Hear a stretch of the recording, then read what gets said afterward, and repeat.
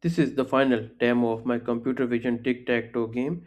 The camera detects a real ball hit, maps it to the projected board, and places and 0 or X out of grade hits are marked as misses.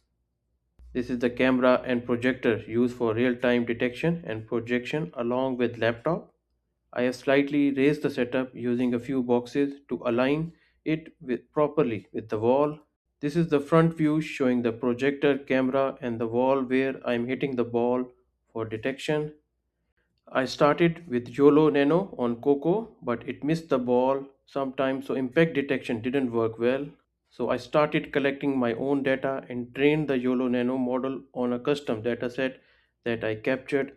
I also trained it under different lighting conditions, low light and bright light, so detection works reliable in any lighting. After the training, you can see that the ball is now being detected correctly without any misses with detection working. I first tested this on recorded videos and made multiple adjustments on the code.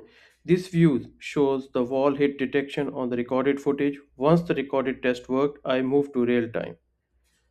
Initially, the wall hit detection was inaccurate, triggered too early, and no detection.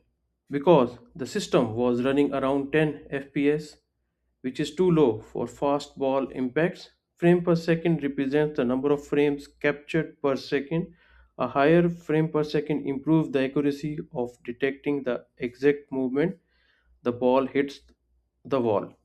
I optimized the code to increase the FPS between 37 and 39. Next, the camera projection was projected onto the projector.